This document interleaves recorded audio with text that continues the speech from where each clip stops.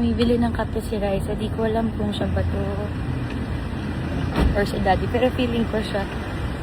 Nilang niya kasi ako ng kape. Daddy, si Raisa bumili. Pwede po ba sakay?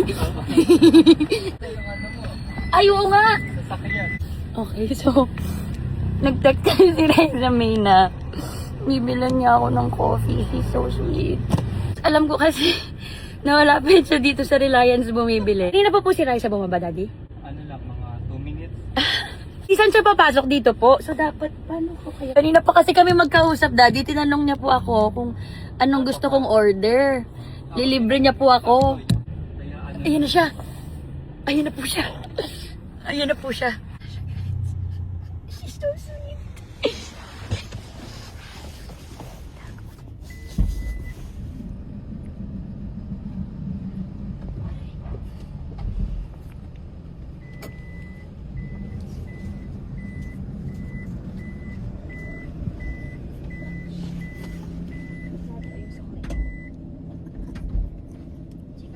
Anong Gcash mo pala?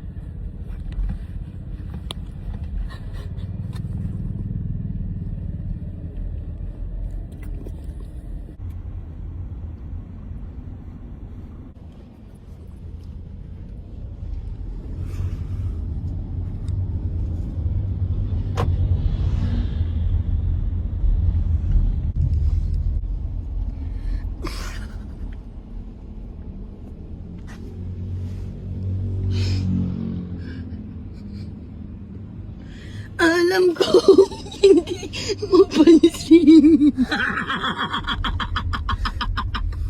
Ano ang ginagawa mo dito? Ginawa. Music? Kanina pa ako dito, Ti. Di pa ako nakita? Hindi.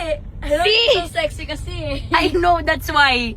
Pinagdudaan pa ako ni Daddy kasi pagbukas mo doon makikita mo kagad. Sabi ko, Daddy, Sexy mo kaya? hello. Grabe. Are you happy Kaya to see hindi kita me? binabackstab.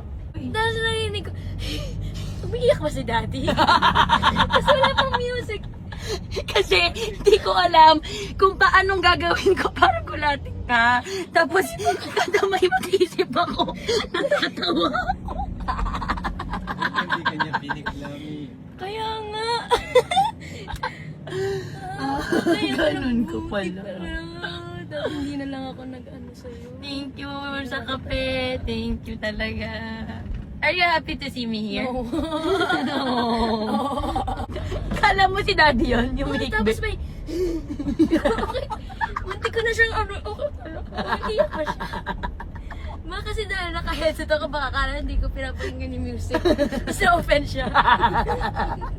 Uy, bakit ko naman nilaglag yung orange na Di ba ikaw nakasakay dyan, right? Uy, naku, dumaan dyan, right? Yung orange ko, ha? Thank you for my coffee! Welcome. Pero pupost ko to sa page ko, ha? Kasi... Morning coffee from Raisa May.